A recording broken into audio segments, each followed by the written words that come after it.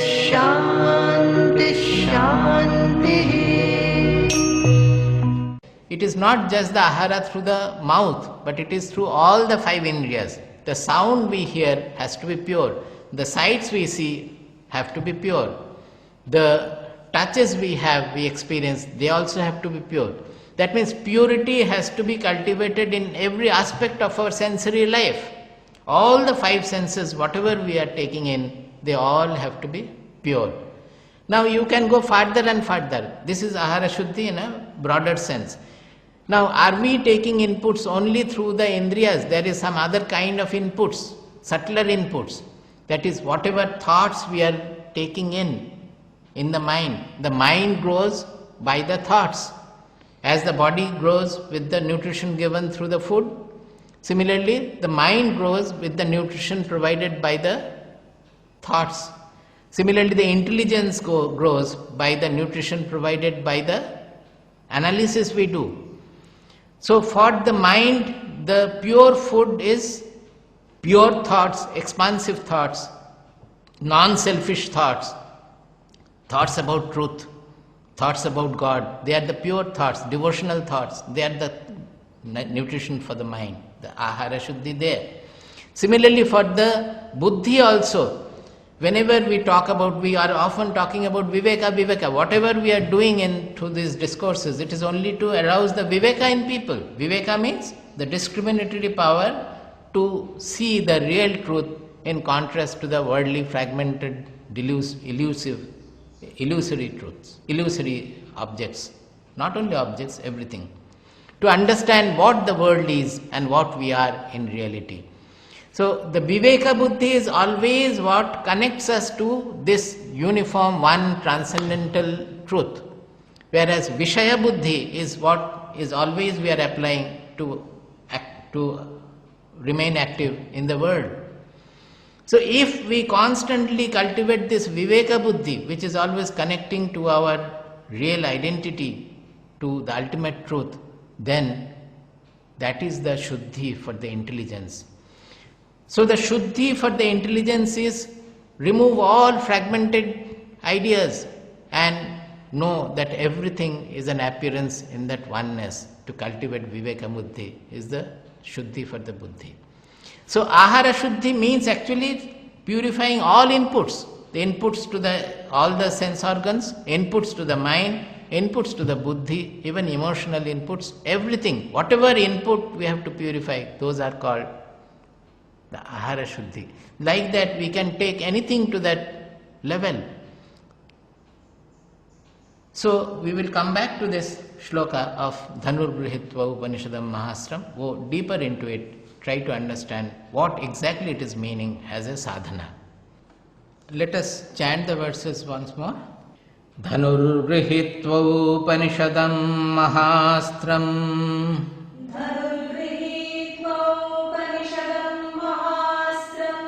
Sharam Yupasa Nishitam Sandhayita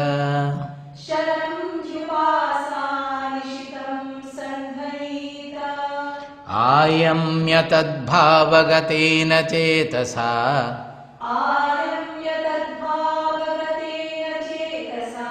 Lakshyam tadevaksharam somya viddhi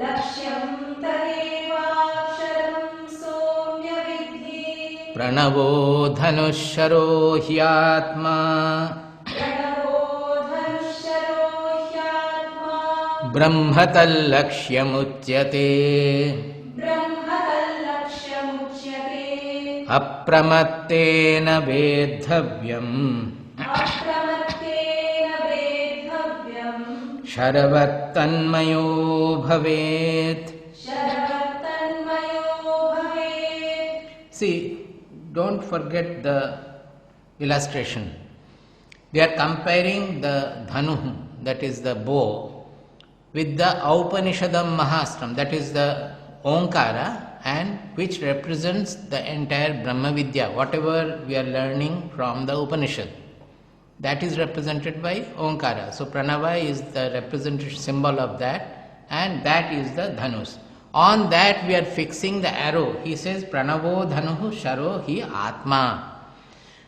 Now, this Atma, if this is the Atma we are talking about, our real Atma, is it that, or here Atma, it means our body, mind, personality, that has to be understood. Now, in the previous verse, he said, Sharam hi upasa nishitam sandhayita. That nishita means sharpened, whetted, sharpened. How it is sharpened? Upasa nishitam. That means which has been sharpened by upasana. Now, if it is our real Atma, the consciousness, that never changes, never undergoes any change, even Janma, Mrityu, Jara, nothing. So there is no question of sharpening that Atma at all. All our upasana, all our practice, knowledge, etc., it is only to transform our body, mind, personality, our intelligence, our mind, our emotions. Atma does not undergo any change at all. When the body, mind, the intelligence, the mind, everything is transformed, they become pure, they become subtle, then we start grasping the truth of our real identity, that I am immortal, I am all-pervading, it is never fragmented at all. So, this Atma, which is sharpened by the Upanishad, it has to be our personality Atma, that is our mind, our intelligence. They have to be made subtle, made sharpened by upasa nishitam, means by upasana. Upasana can be any kind of austerities, you can say puja or anything that activates our mind, intelligence, and that purifies our mind and intelligence. That is the arrow we have to fix on the pranava, on the Omkara or the Upanishadic learning, Brahma Vidya, whatever we are doing. Now, fixing that arrow on that, what is happening? We are actually ayamya tad bhavagatena chetasa. Ayamya, ayamana means pulling, akarshana. Akarshana and ayamana are the same. So, ayamya means before releasing the arrow, you have to put maximum power in it. Otherwise, the arrow will not go straight, it will go bend and fall somewhere else. Even if it sometimes if hits the target, it will not remain there. So the maximum power has to be infused into the arrow. Now what is this? This arrow is our personality. By our upasana, by our practice, by our austerity, by our sadhana, we have to, sadhana we are doing with what? With pranava, with the Upanishadic knowledge, with the Omkara, we are doing the sadhana. But the sadhana has to be intense, one-pointed, that is what they are meaning, that we are not able to understand. This just I have read the Upanishads, I have understood, it will not do. We have to utilize the shlokas, whatever they represent, as a sadhana, which will make our whole being taut, one-pointed. Our mind cannot go here and there at all. Tad bhavagatena chetasa. Tat, this tat refers to the truth, the Brahman, the Lord, whatever you may say. The tat is referring to that.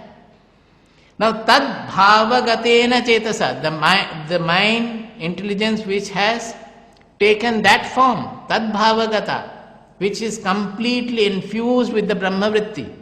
The whole being has to be infused with that intense Brahmavritti. The moment we say ayamya, you have to immediately see how the whole bow is stretched with full power. You can think of Olympic or Commonwealth Games also.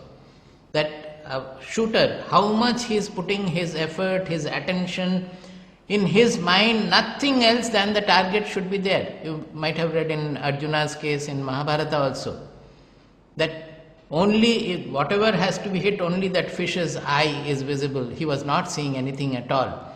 That kind of an attention, the full attention, full one-pointedness has to be there. Ayamya tadbhavagatena chetasa. The whole chetas will have to be tadbhavagata, will be filled with that only the truth and truth alone. Not manibhavagata. That manibhavagata means money, English. That our bhava is always going to the shatru bhavagata. I am thinking of somebody, blaming somebody, or thinking of somebody I love, or thinking of some anxiety because my son has not passed his exam. These are all multiple bhavagata. It is not like that. The mind has to become tad bhavagata.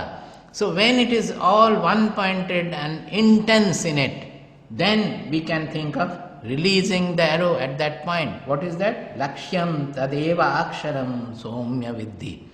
The laksha is that akshara, which never changes, which never decays. That is the target for us, the bullseye for us.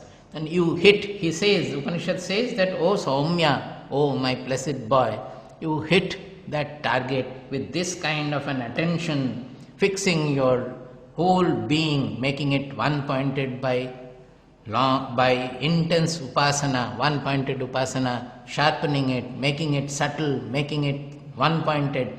Then fix it on the Upanishadic mantra Om or the Upanishadic knowledge and try to hit the target, which is the Brahman. What is the Lakshyam? In the next verse they said, Pranavodhanu Sharohi Atma Brahmatal Lakshyam Uchyate.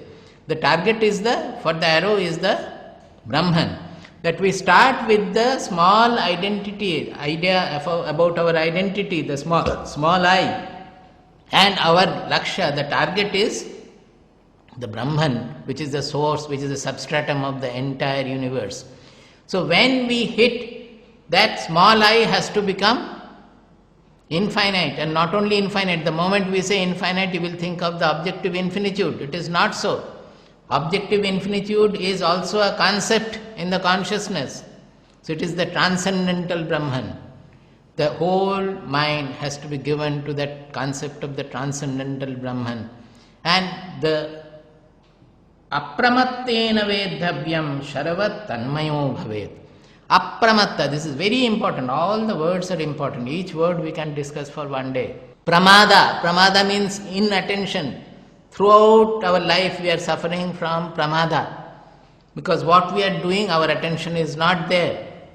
Our attention is always taken away by various desires, various other feelings of the mind, inferiority complex, superiority complex, this, that and all. The mind is always taken away. So it is never one-pointed. So this pramada is very common, and because of the pramada we miss the truth also. Because everything is revealed by the consciousness. I am seeing the camera, I am seeing the book. But our focus is on the book and on the camera. We are oblivious of the consciousness which is revealing the camera, which is revealing the book.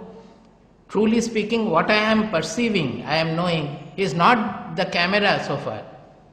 As far as my perception is concerned, it is the image of the camera created in my mind. That is what I am seeing. In my brain, in my mind finally, not in the brain even. So what we are perceiving is, until the consciousness illumines, we will not know. Suppose the camera is there, the eyes are there, the image is there, but I am sleeping or I am unconscious, I will not be able to know that the camera is there. What I am seeing is always the consciousness has to reveal what we are seeing. Either it is the external world, the consciousness is revealing the external world, as well as the internal world of thoughts, emotions, concepts, all that. Everything is revealed by that consciousness. Now, because of pramada, we are seeing the book, we are missing the consciousness, we are missing the revealer. Whatever is revealed, our focus is always on the revealed, and we are missing the revealer. That is because of inattention. Actually, the revealer only is there. In our mind, everything is revealed in the mind, by the consciousness. So truly speaking, the camera is written in the consciousness, the book is written in the consciousness, and we are missing the consciousness, our focus is on camera. That is our practice right from birth. We have got used to it. So it has got ingrained in our perception. That has to be countered by this Upanishadic Vidya, constantly ruminating on the truth, it has to go. So this apramattena vedhavyam means there cannot be any inattention at all. Now for a shooter, the attention is only on the target he has to hit. But here, for the sadhak, the attention will be on his own eye, on his own consciousness. And that too, it is not object that you can focus consciousness here, I am seeing the consciousness here. It cannot be known like that. Then the last point, Sharavat Tanmayo Bhavet. If the arrow is hit with the proper attention and with the proper aim, when it hits the bullseye, it remains there, it has to remain there. Sharavat Tanmayo Bhavet. As the arrow goes and remains in the bullseye, like that, once we hit the target of Brahman, we become Brahman. Brahmavit Brahmaiva Bhavati. That small Atma, mortal Atma, fragmented Atma feeling should no more come. We should realize in our being that I am not that puny mortal being anymore. Not anymore, I was never. Because I was always immortal. I am immortal, I will be immortal, because time, it does not get affected by time at all. So Sharavat Tanmayo Bhavet means you get fused into the Brahman, that small Atma gets fused into the Brahmatmaikatva Bodha, to the Brahman, into the Brahman. This will not happen easily. I generally often explain by what happens in the discourses in a lecture hall, that what in the lecture hall, often we have the report from the listeners, that Swamiji, when we are listening to you, I feel that I have known, I have realized, I have understood. But the moment we go out and I am in the world, I find that I have lost touch with it. I am no more able to understand the truth also. Why does it happen? This question I have faced many times. Why does it happen? It happens because we have to know the whole science of it. That when in the lecture, what the speaker is trying to do is, out of his own sattva guna, through words, through expressions, through analysis, he is trying to infuse the sattva guna in the listeners, cultivate the sattva guna in the listeners. Generally in our lecture we are trying to do it through the viveka buddhi, through logic, through rationality, through our words, exposition, etc. But there are other elements also there. It could be sometimes through devotional singing, music, etc. That also will incorporate sattva guna. So what the speaker is trying to do through his words, exposition, etc., to give a touch of the truth to the listeners also. Whatever he has felt, he is trying to pass over that experience to the listeners. How is he doing it? Is that if the listener is in tune with the speaker, then by osmosis he immediately absorbs that sattva guna from the listener. And the sattva guna in the intelligence gets enhanced by that. So when a listener is listening to the talk, after some time he starts understanding the truth. He may feel that, yes, I understand, this is very clear, today a horizon has opened up. All these things he will feel because the buddhi has gone to that sattvika level to perceive the truth. At least close to the truth, some semblance of the truth, some inkling of the truth, some hint about the truth, it is able to master. But the moment you go out, that sattva guna is overpowered by your desires, that is the rajasika gunas and tamasika gunas, your ignorance, your ignorant behavior in the world, and the rajasika behavior in the world with various desires, likes, dislikes, blaming, praising, whatnot, ambition. So they cover up. So you lose the touch with the truth. That part has to be cultivated by the listeners, by the sadhak, that the speaker cannot do anything. The speaker can make the listener's intelligence sattvika for a certain time. But to maintain that sattva quality, the listener has to practice sadhana. He has to change his buddhi, incorporate more and more sattva guna in his being. And we have a word for that, we call it dhruti. Dhruti means retentivity. Dhruti, buddhi, dhruti. In 18th chapter of Bhagavad Gita, you will find one after another they have defined all these qualities in terms of the three gunas. After buddhi, they have discussed dhruti. Because with the buddhi we come to know, we come to perceive or realize, we come to know. Now once we have known, to retain it is the role of dhruti. That dhruti needs a much more wholesome transformation of the being, because of the desire, emotional desire, mental desire, etc., the buddhi will be clouded. The buddhi cannot remain pure. The moment you are in the world, all those things, the rajasika and tamasika qualities, they will pollute the buddhi, and the buddhi will no more perceive the truth. To have the dhruti, I remember in Kathopanishad, After Nachiketa passed all the tests of Yamaraja, Yamaraja is saying that, "O Nachiketa, Satya Dhritir Batasi." O Nachiketa, you are really Satya Dhriti. And may more and more brahmacharis like you come to us, seekers like you come to us. Yamaraja makes that statement. He was also not having enough of real, true, sincere seekers. He was missing them. So he is also, we get lot of solace when we read that Yamaraja is saying like that let more and more seekers like you come to us. That means the Guru will always be missing such seekers who can take whatever he wants to give, who will be able to retain. He says that, Nachiketa, you are really a Satya Dhriti. That is, Satya Dhriti means who can retain the truth. And Brahma Sadhana is wide open before you. That means the moment the truth is told about the Brahman, the truth is told, you can simply grasp it. You walk into the Brahma Sadhana. That means you have got the visa, you have got the permit. You simply walk into it. Like that he speaks. What does it mean? That means Nachiketas, that is how we find in the first few chapters how all the sadhana chatushtaya Nachiketa had in ample measure. You read there how much of titiksha he had, how much of shraddha he had, all the qualities of the sadhana chatushtaya, viveka, everything he had in ample measure.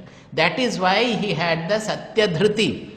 So if any sadhaka wants to cultivate that Satya Dhriti, he has to be wholesome in his pursuit. He cannot have it a piecemeal pursuit for 1 hour a day, or not even 1 hour, maybe 15 minutes or half an hour a day. It won't work.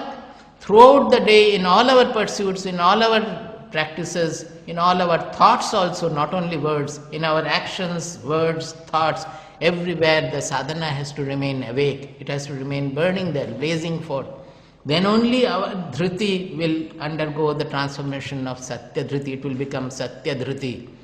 So when it becomes like that, then what happens? Once you understand, it no longer falls off. The receptivity in understanding comes out of humility. Suppose you don't have humility, then your buddhi will not be able to understand also. When we have humility and we want to listen to the truth with the humble mind, humble buddhi, with a receptive mind, then we will be able to understand quite a lot of it. But it will not remain.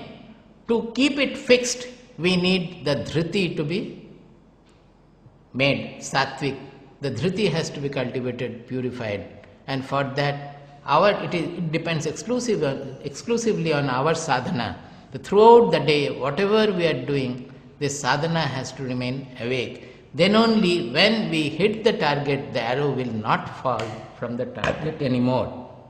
In this case, it is not a question of arrow hitting and falling, but the Atma becoming Brahman. It is assuming the transcendental dimension of the Brahman. It will never fall off from there. So much is there in these 2 verses. Further 2 also we will go. All these 4 verses are on sadhana. So he said, Dhanur grihitva upanishadam mahastram sharam hyupasa nishitam sandhayita ayamya tadbhava gatena chetasa lakshyam tadeva aksharam somya viddhi pranavo dhanusharo hi atma brahmatal lakshyam uchyate apramattena vedhavyam sharavat tanmayo bhavet. This apramatta, it comes in Kathopanishad also. See, this comes, the same parallel verses in Kathopanishad, it comes in Kathopanishad, the 6.10 and 11. He says, Yada panchavatishtante jnanani manasa saha buddhischana vicheshtati tamahuh paramam gatim. Let us chant. Yada panchavatishtante ज्ञानानि मनसा सह बुद्धिश्चन विचेष्टति तामाहुः परमां गतिम् तां योगमिति मन्यन्ते स्थिरामिन्द्रियधारणाम्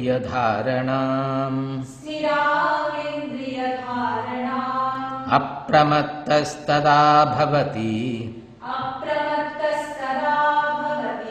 योगो हि प्रभवाप्ययौ.